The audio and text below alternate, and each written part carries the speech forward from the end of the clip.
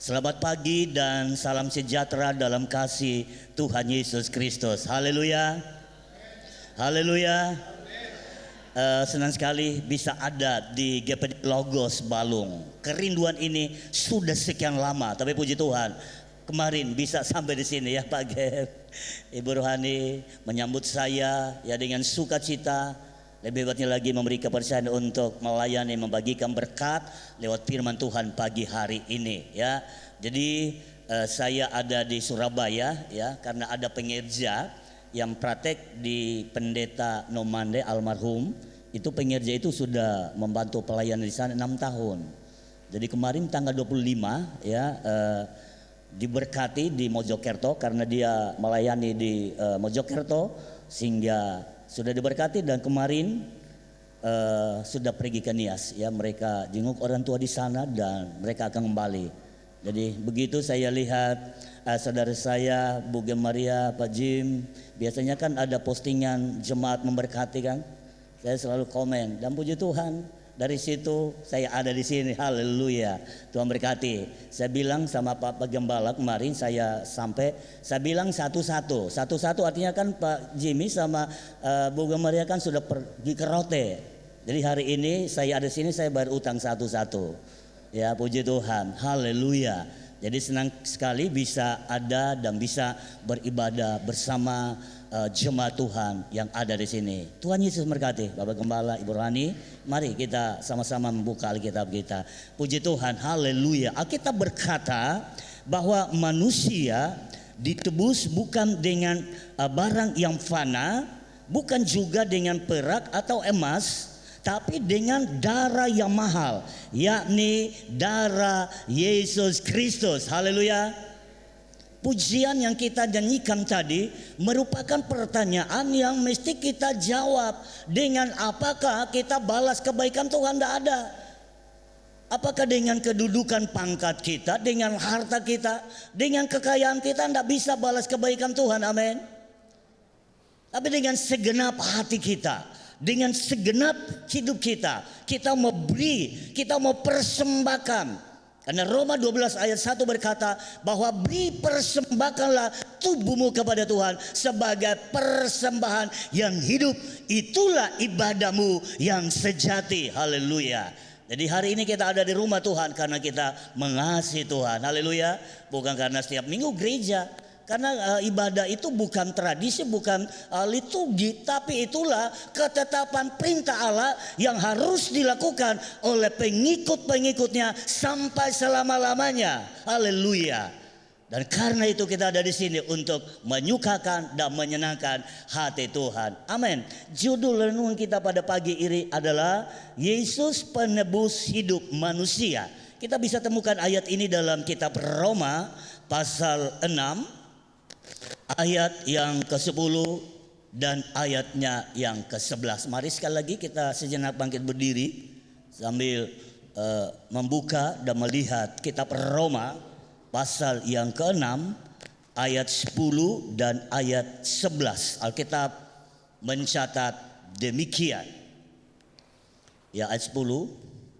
Sebab kematiannya adalah kematian terhadap dosa satu kali dan untuk selama-lamanya, dan kehidupannya adalah kehidupan bagi Allah. Ayat 11. Demikianlah hendaknya kamu memandangnya, bahwa kamu telah mati bagi dosa, tetapi kamu hidup bagi Allah dalam Kristus Yesus. Amin. Untuk firman Tuhan, disilakan duduk. Pujian-pujian yang kita nyanyikan tadi ini bicara tentang kematian Yesus ya. Kita baru selesai Paskah. Jadi bukan berarti Paskah selesai dan kita tidak mau melakukan apa yang Tuhan suruh sampai selama-lamanya. Artinya bahwa selama kita hidup kita mesti hargai dan ingat korban Tuhan. Kita gereja Pantekosta di Indonesia setiap awal bulan kita berhadapan dengan ini, roti dan anggur. Dan ini bukan lagi roti dan anggur biasa, tapi Alkitab berkata ini benar-benar tubuh dan darah Yesus Kristus. Haleluya. Yang makan dengan iman, ketika dia terima, dia makan, dia akan terima mujizat, dia terima kesembuhan. Sebab bagi Allah tidak ada yang mustahil. Jadi judul renungan kita sekali lagi pagi hari ini adalah Yesus penebus hidup manusia. Pertanyaannya, apa sebab Yesus disebut sebagai penebus hidup atau penebus dosa manusia? Yang pertama, alasan yang pertama adalah karena Yesus rela mati atau Yesus mau mati demi dosa umat manusia satu kali untuk selama-lamanya. Yang percaya katakan amin. Yesus mati karena dia cinta saya dan saudara. Yesus mati karena dia sayang saya dan saudara-saudara. Dan dengarkan baik, kematiannya satu kali untuk selama-lamanya. Artinya bahwa Yesus tidak akan mati kedua kalinya untuk manusia. Amin. Haleluya. Kedatangan Yesus Kristus pada kali yang kedua, dia bertindak sebagai hakim yang adil untuk menghakimi, memperlakukan kita sesuai dengan perbuatan kita. Dan juga dia bertindak sebagai raja di atas segala raja. Dia akan berkuasa, dia akan memimpin semua kerajaan yang ada di dunia.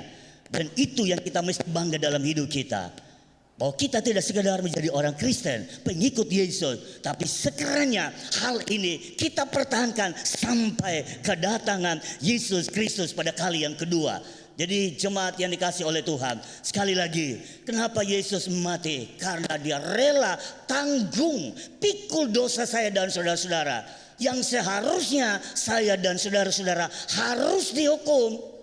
Tapi puji Tuhan, Yesus kita baik. Kalau orang Rote bilang Yesus malole, ada lagunya keren itu, Yesus malole, malole lewau. Pak Jemi sama Ibu Gembala sini tahu itu lagu. Pendek tapi ada makna. Dia cinta saya dan saudara-saudara, makanya dia rela beri hidupnya. Dia rela serahkan hidupnya hanya untuk saya dan saudara-saudara. Nah, kita lihat.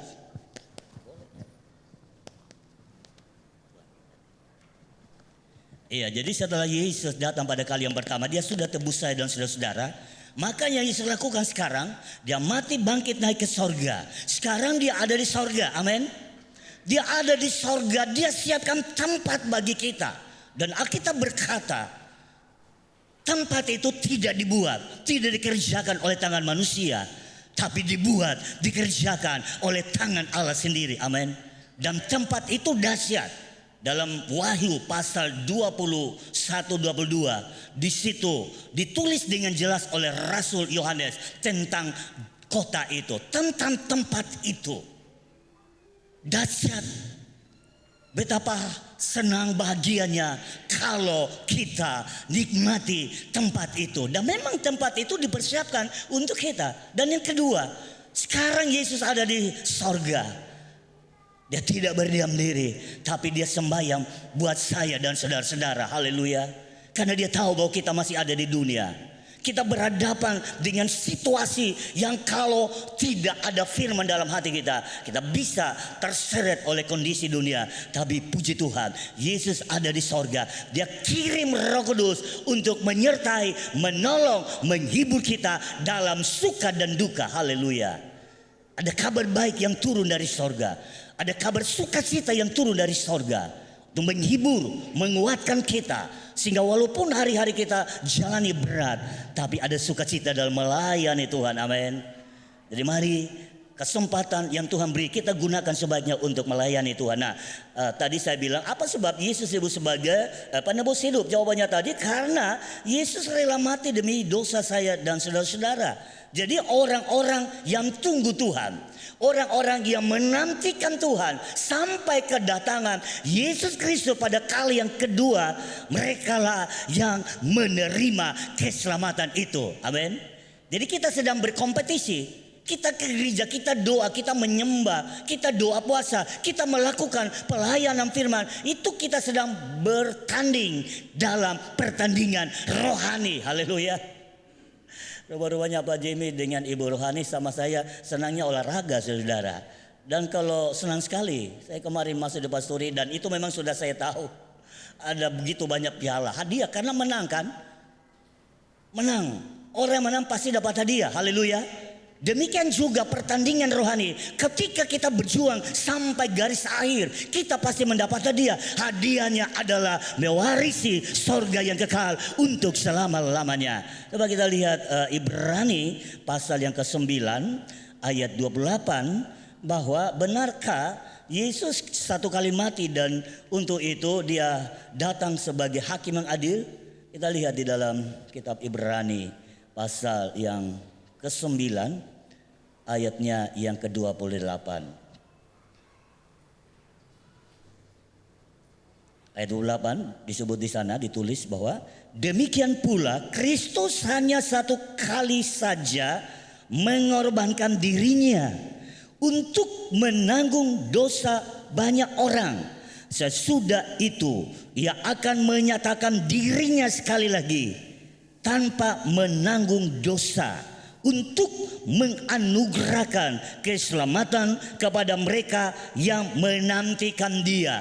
Artinya bahwa kita yang menantikan Tuhan, kita yang tunggu Tuhan dengan mengikuti perintah Tuhan, mengikuti maunya Tuhan. Dengarkan baik ayat ini, akhir dari perjuangan rohani kita, kita pasti mendapat mahkota kehidupan. Tadi dalam pujian ada kata seperti itu, kita pasti peroleh mahkota kehidupan. Betapa sukacita dan bahagianya ketika kita menerima perjanjian Tuhan ini. Karena itu mari, selagi kita kuat, selagi kita masih sehat, mari kita menabur benih yang baik. Dan saya percaya ketika kita tidak kuat lagi, ketika dan saatnya kita tidak berdaya lagi, hidup kita sudah jadi berkat bagi banyak orang, teristimewa untuk kemuliaan Tuhan. Haleluya. Intisari dari poin ini bahwa bukan Tuhan lepas tangan, bukan Tuhan tidak perhatikan kita lagi. Tuhan tetap bertanggung jawab. Dalam Yohanes pasal 17 dalam doa Yesus ditulis di sana bahwa mereka masih ada di dunia. Mereka itu adalah orang-orang percaya. Mereka itu adalah pengikut-pengikut Yesus yang masih ada di dunia. Dan kita ini adalah pengikut Yesus. Kita masih melayani di dunia. Yesus di sorga dia doakan kita supaya kita dijaga, kita dipelihara, kita dijamin. Amin. Kita diberikan fasilitas untuk melayani Tuhan. Kita berkata bahwa Yesus berdoa bukan untuk dunia ini, tapi dia berdoa bagi orang-orang yang hatinya terhubung dengan hatinya. Itulah orang-orang yang cinta Yesus, yang menggunakan waktu ini dengan sebaik mungkin. Dan karena itu mari jemaat Tuhan, di kota, di desa, bahkan di luar negeri, tujuan kita sama, yakni sorga. Haleluya. Jadi mari kita berjuang terus sampai selama-lamanya. Jadi sekali lagi intisari dari poin pertama bahwa Yesus rela mati karena dia cinta saya dan saudara-saudara.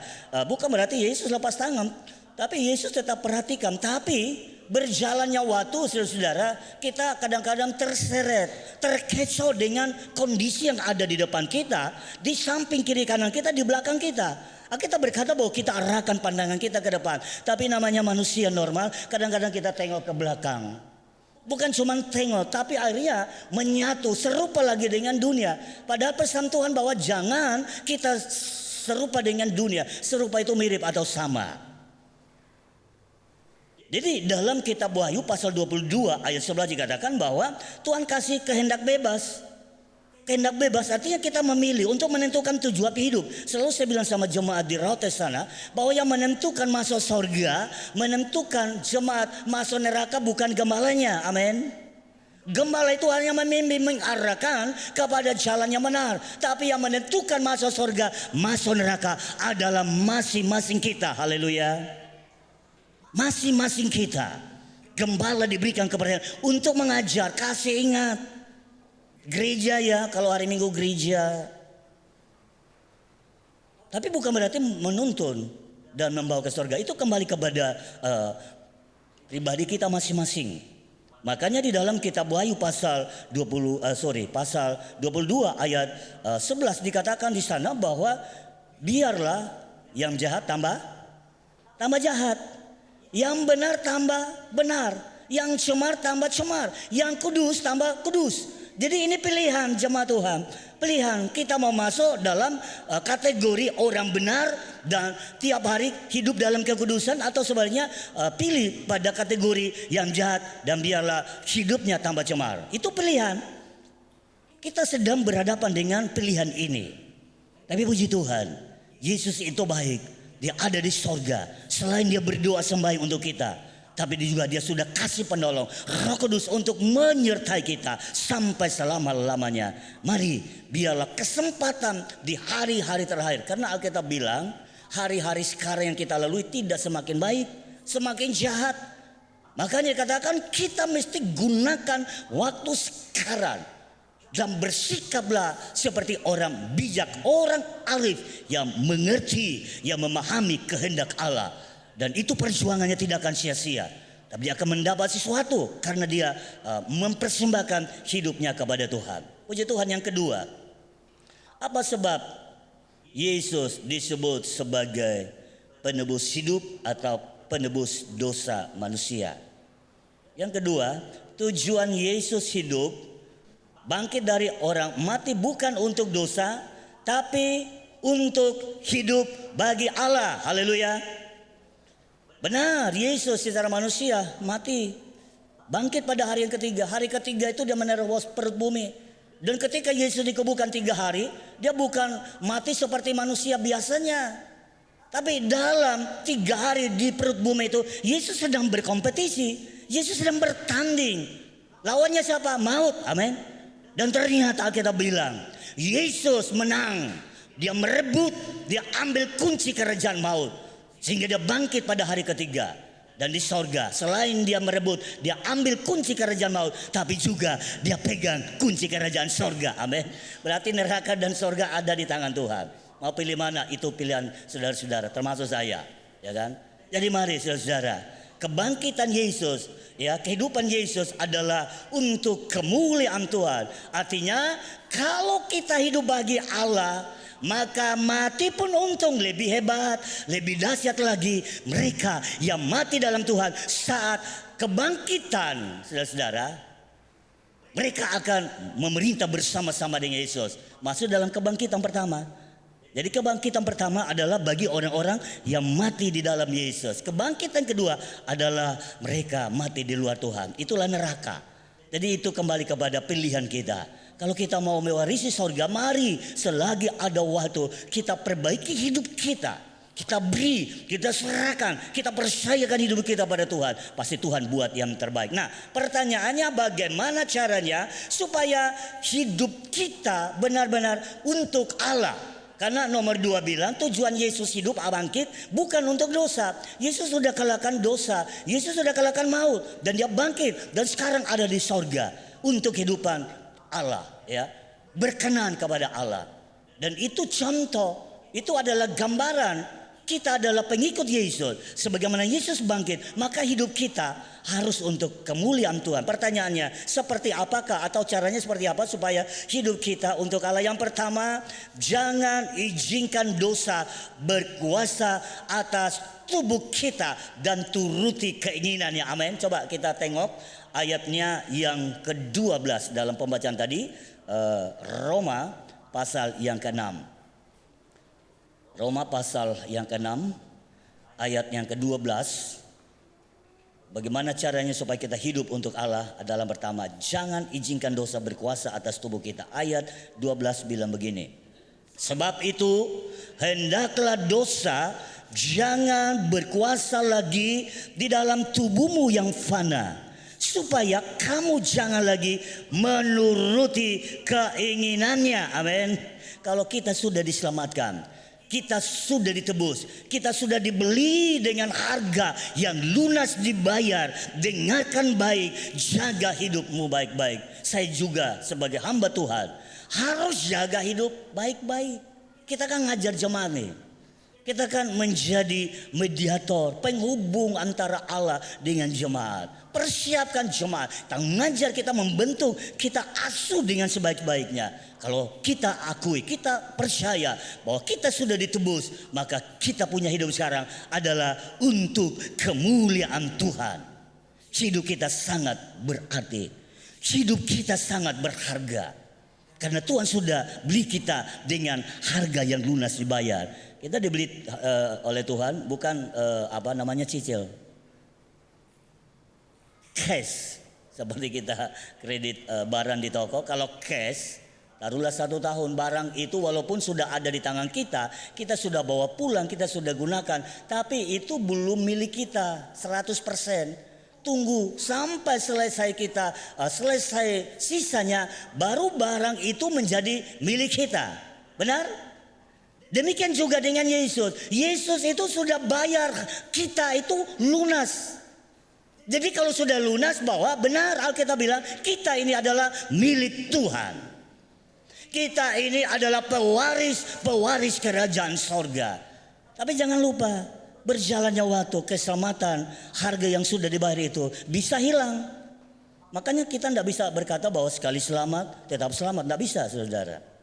Benar, Yesus sudah tebus saya dan saudara-saudara. Yesus sudah beli kita dengan harga yang lunas bayar. Tapi berjalannya waktu, ada kemungkinan keselamatan itu kalau kita tidak jaga, kita tidak bertahan, kemungkinan akan hilang, akan lepas. Dan karena itu Tuhan kirim penolong Roh Kudus untuk menyertai kita, mengontrol seperti alarm. Kalau kita keliru, kita salah, dia bunyi, jangan, supaya kita kembali pada jalan benar. Jadi bersyukur kita diberikan pemahaman tentang kebenaran Allah untuk mengerti isi hati Allah. Yang kedua, bagaimana caranya supaya kita hidup untuk Allah. Yang kedua, kita harus pandang Yesus sebagai penebus hidup. Amin.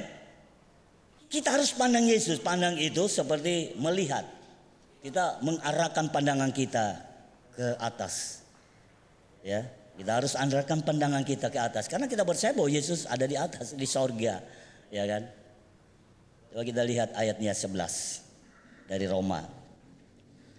Kita harus memandang Yesus sebagai penebus hidup manusia. Ayat 12 bilang begini. Sebab itu hendaklah ayat 11. Demikianlah hendaknya kamu memandangnya, bahwa kamu telah mati bagi dosa, tetapi kamu hidup bagi Allah dalam Kristus Yesus. Haleluya. Jadi bagian kedua, bagaimana caranya supaya kita hidup untuk Allah. Yang kedua, jawabannya adalah bahwa kita harus pandang Yesus. Kita harus lihat Yesus, bahwa dia sudah mati, bangkit, naik ke sorga. Dia sedang mempersiapkan yang terbaik bagi kita. Hati kita rindu ke sana. Ada pujian lama seperti itu. Hatiku rindu ke sana. Bukan bertamu, bukan berjalan-jalan, tapi mau tinggal untuk selama-lamanya. Haleluya. Jadi itulah janji dan jaminan Tuhan bagi kita orang-orang yang mengasihinya. Kita lihat sejenak terkait dengan dosa ini, saudara. Sejarah asal mula dosa atau dosa pertama itu berawal dari sorga. Ketika Lucifer memberontak untuk ingin jadi seperti Allah, maka dia dibuang, dia disampaikan ke bumi. Dan itu sejarah awal mulanya dosa. Ketika dia ada di bumi, dia ada di dunia, manusia pertama yang dia tipu adalah Adam dan Hawa. Adam dan Hawa bukan manusia biasa, saudara. Mereka adalah buatan tangan Allah sendiri, amin. Dan itu pekerjaan yang dahsyat. Tapi toh iblis bisa mengecoh mereka. Dan dosa itu bekerja sampai hari ini. Makanya Tuhan kasih penolong supaya dia mengontrol hidup kita, supaya jangan salah melangkah, supaya ikut petunjuk Tuhan, supaya ikut maunya Tuhan. Jadi kalau kita mau berhasil dalam hidup kita, maka pegang teguh janji firman Tuhan. Firman ini adalah firman yang dahsyat. Firman ini juga tidak pernah berubah. Dulu, sekarang, sampai selama-lamanya. Dia akan membackup, dia akan memproteksi kita, hari-hari kita. Dalam pelayanan, dalam bekerja, dalam usaha, dalam keluarga, dalam studi. Firman tidak bisa dibatasi. Sejauh mana kita hidup, sejauh itulah firman akan menuntun kita. Firman itu akan mengingatkan kita dalam segala kondisi. Baik tidak baik, firman tetap ada untuk kita. Jadi bersyukur kalau hati kita cocok dengan firman Allah. Maka di sana ada pembelaan Tuhan. Dalam proses seperti apapun, firman ini akan membawa kita lebih dalam lagi untuk melihat karya dan perbuatan Tuhan yang dahsyat. Haleluya. Yang ketiga, Apa sebab Yesus disebut sebagai penebus hidup manusia? Yang ketiga, karena Yesus memberi nama yang baru bagi manusia. Seperti apa Yesus memberikan nama baru bagi manusia? Nama yang baru yang Yesus kasih sama kita manusia, tadinya adalah hamba dosa, dirubah menjadi hamba Allah. Amin. Menjadi hamba Allah atau menjadi hamba kebenaran. Dari budak diangkat menjadi anaknya supaya menjadi pewaris-pewaris kerajaan Allah. Haleluya. Dahsyat saudara. Tuhan kita ajaib. Tuhan kita sangat hebat. Dia mampu untuk melakukan segala sesuatu. Benarkah bahwa Yesus merubah status kita dari hamba dosa menjadi hamba kebenaran? Kita lihat referensi ini di dalam ayatnya yang ke-17, 17 dan 18. Masih dalam surat Roma. Ya, ayat 17. Tetapi syukurlah kepada Allah. Dahulu memang kamu hamba dosa, tetapi sekarang kamu dengan segenap hati telah mentaati pengajaran yang telah diteruskan kepadamu. Perhatikan ayat 18. Kamu telah dimerdekakan dari dosa dan menjadi hamba kebenaran. Amin. Lagi ayatnya yang ke-22. 22. Tetapi sekarang setelah kamu dimerdekakan atau ditebus dari dosa, dan setelah kamu menjadi hamba Allah, kamu beroleh buah yang membawa kamu kepada pengudusan, dan sebagai kesudahannya ialah hidup yang kekal. Hamba Allah, hamba kebenaran ada hubungan dengan hidup yang kekal. Sebab itulah tujuan hidup kita. Jadi bersyukur, kita mesti jaga, pertahankan keselamatan yang Yesus berikan kepada kita. Kita semua ini adalah pewaris kerajaan Allah. Sebab status kita sudah diubah dari hamba datang kepada anak, ya, dari budak.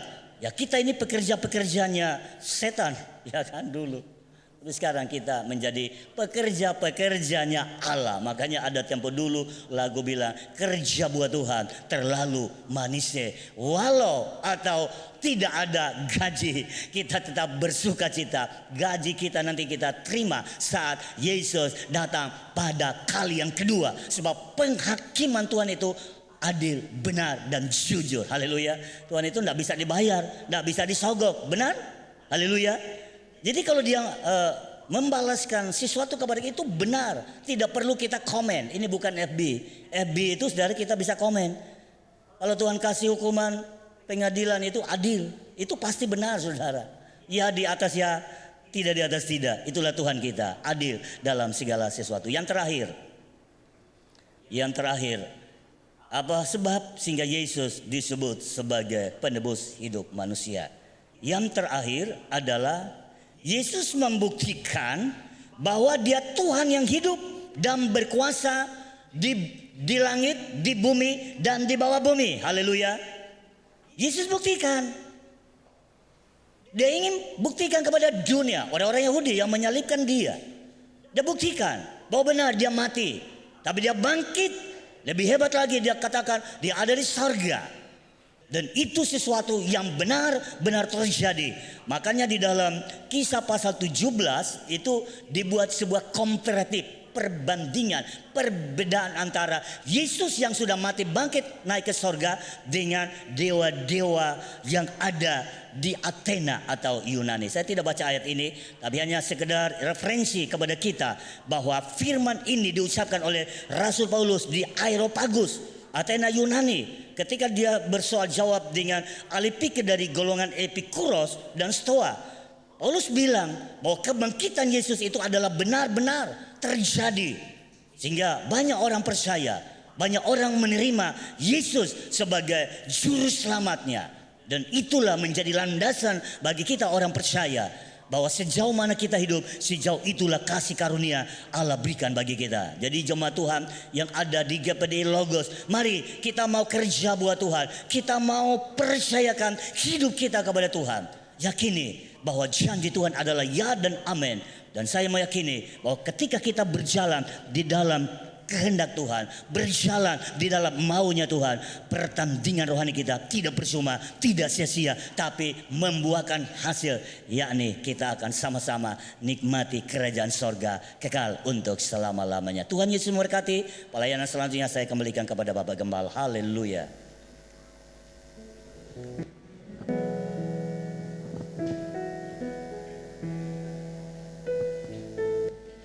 Terima kasih kepada hambanya Bapak Pendeta Iban Lani. Tadi lupa memperkenalkan namanya.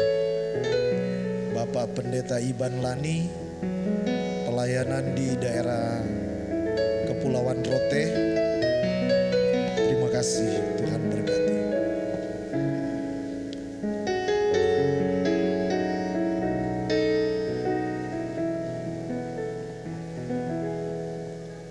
Tuhan, Kau sungguh besar. Bapak Ibu, mari kita semua berdiri.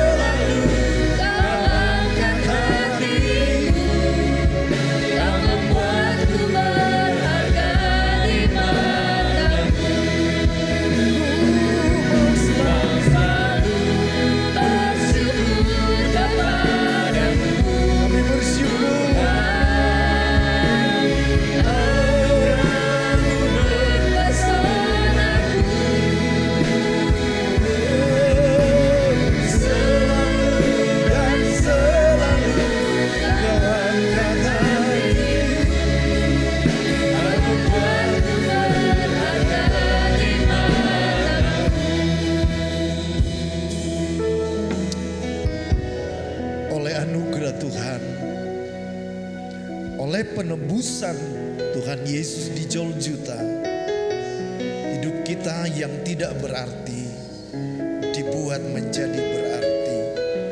Dari cara hidup yang sia-sia, yang tidak berguna, yang tidak berfaedah, dibuat menjadi bernilai. Sekarang kita adalah milik Tuhan. Kita bukan hamba dosa, tetapi kita adalah hamba kebenaran, hamba Tuhan. Terima kasih Tuhan buat segala kebaikan. Terima kasih buat segala anugerah. Saya mengundang para pelayan Tuhan, pelayan perjamuan untuk maju ke depan, persiapkan diri. Dan semua jemaat Tuhan, siapkan hatimu. Semua yang ikut perjamuan, siapkan hatimu.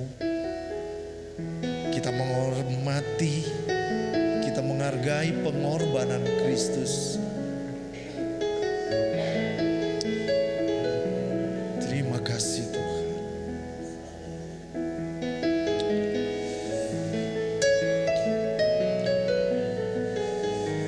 Bapa kami di surga, di dalam nama Tuhan Yesus Kristus, pada pagi yang indah ini, di minggu pertama di bulan Mei ini, kembali kami diteguhkan dengan kebenaran firman-Mu di mana Engkau telah mengutus hamba-Mu untuk mengingatkan kembali tentang anugerah di mana Engkau telah menebus kami.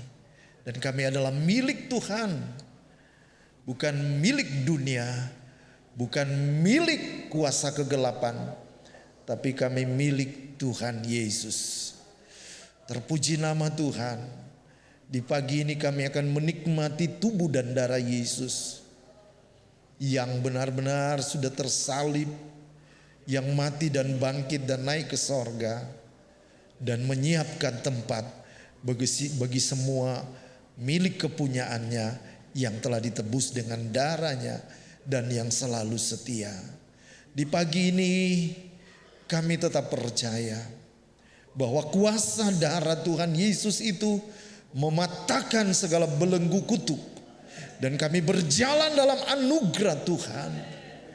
Hari lepas hari, tahun lepas tahun, kalau kami hidup, kami masih bernafas, kami masih bertemu dengan saudara seiman, itu adalah anugerah Tuhan. Dan kami menikmati tubuh Tuhan, dan kami percaya oleh bilur-bilur Tuhan Yesus kami dipulihkan, kami disembuhkan. Terima kasih Bapa. Di dalam nama Allah Bapa, Putra dan Roh Kudus, Tuhan Yesus Kristus, kami menyiapkan hati kami untuk menikmati perjamuan Tuhan pagi ini. Dalam nama Tuhan Yesus Kristus, haleluya. Amin. Bapak Ibu silakan duduk. Puji Tuhan. Tuhan kau sungguh baik. Puji Tuhan. Kau sungguh besar,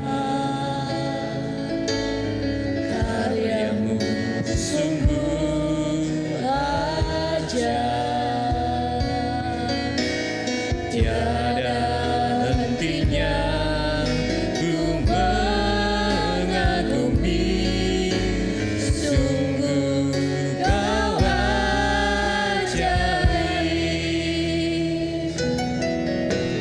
Tuhan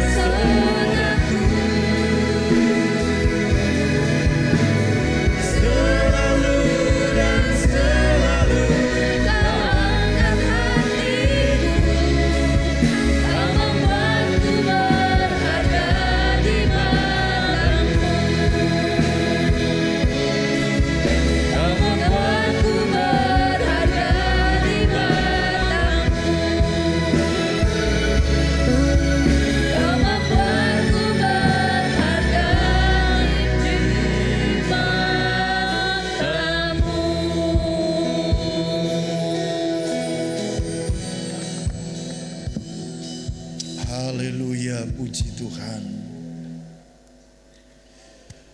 Terpujilah namamu Tuhan. Bapak Ibu yang dikasih dalam Tuhan, mari kita mengangkat roti dengan tangan kanan kita. Kami percaya apa yang Tuhan Yesus perintahkan bagi kami, untuk kami terus lakukan perjamuan Tuhan ini sampai kedatangan Tuhan pada kali yang kedua. Karena kami percaya di dalam tubuh Yesus ada kuasa. Di dalam darah Tuhan Yesus ada kuasa Tuhan. Darah yang mahal, yang suci kudus, itulah yang sudah melayakkan kita. Dan ketika mereka sedang makan, Yesus mengambil roti, mengucap berkat, memecah-mecahkannya, lalu memberikannya kepada murid-muridnya dan berkata, "Ambillah, makanlah, inilah tubuhku." Dalam nama Tuhan Yesus Kristus yang berkuasa, kita makan.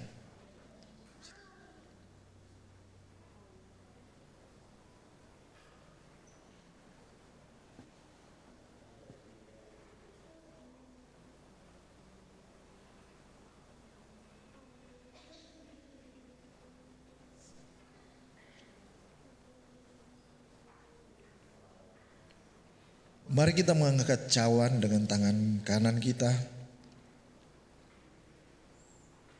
Sesudah itu Yesus mengambil cawan, mengucap syukur, lalu memberikannya kepada mereka dan berkata, "Minumlah kamu semua dari cawan ini, sebab inilah darahku."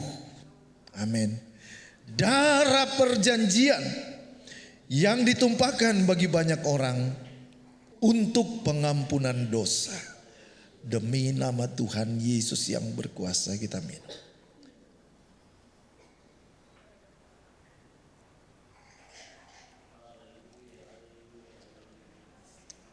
Puji Tuhan, mari kita semua bersyukur.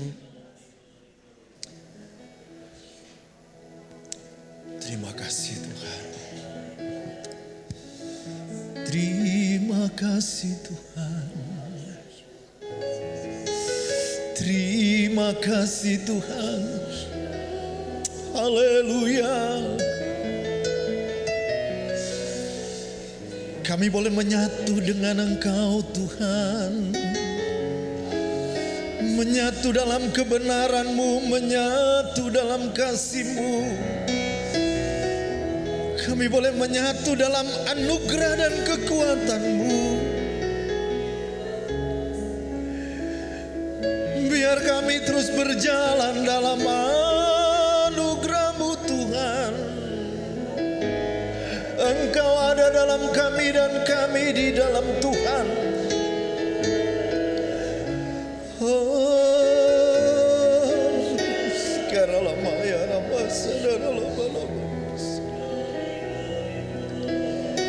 Tuhan, Kau sungguh besar. Amin. Karya-Mu sungguh ajaib. Tiada hentinya ku mengagumi. Sungguh Kau ajaib. Katakan, Tuhan, Kau sungguh besar. Tuhan, Kau sungguh besar.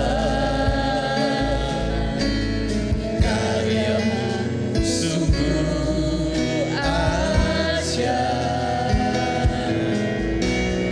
Tiada hentinya ku mengagumi.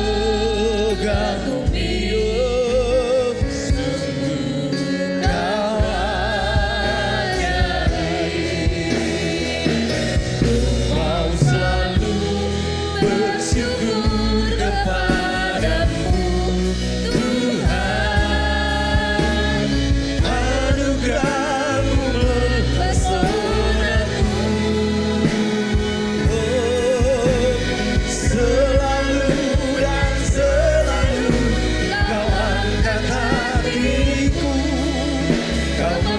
membuatku berharga di matamu. Mau selalu bersyukur, Mau selalu bersyukur kepadamu, anugerah-Mu pesonaku. oh, selalu dan selalu Kau angkat hatiku, kau membuatku berharga di matamu. selalu dan selalu, selalu dan selalu Kau angkat hatiku, kau membuatku berharga. Kau membuatku berharga di matamu. Kau membuatku berharga di matamu. Sekali lagi, Kau membuatku Kau membuatku berharga di matamu.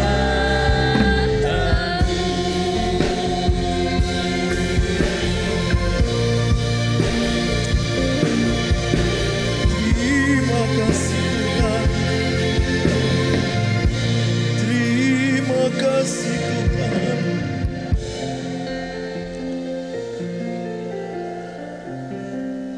Terima kasih buat segala kebaikan Tuhan.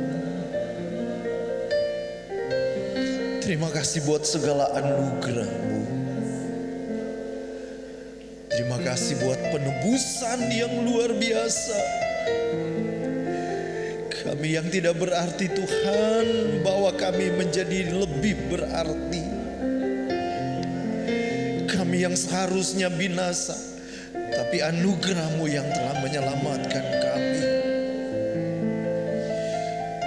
Terima kasih Tuhan. Jamah kami semua pagi hari ini dengan kasih Tuhan. Jamah kami Tuhan dengan kebenaran-Mu. Terus tuntun hidup kami. Dan biarlah dalam praktek hidup kami tidak lupa anugerah yang Tuhan sudah berikan bagi kami. Betapa luar biasa. Ketika Tuhan mulai mengangkat kami, bahkan mempromosi atau memberkati kami tidak lupa bahwa itu adalah anugerah. Terima kasih Tuhan buat perjamuan yang indah. Di dalam nama Tuhan Yesus Kristus, kami terima kekuatan baru dalam perjamuan Tuhan ini. Kami terima kesembuhan demi nama Tuhan Yesus. Kami terima kemenangan bersama dengan Tuhan Yesus Kristus. Kami terima penyertaan Tuhan bersama dengan Tuhan Yesus. Terpujilah nama Tuhan. Ini doa kami. Kami sudah berdoa dan mengucap syukur. Haleluya, haleluya. Demi nama Tuhan Yesus. Amin. Bapak Ibu silakan duduk. Saya serahkan kepada yang memimpin pujian.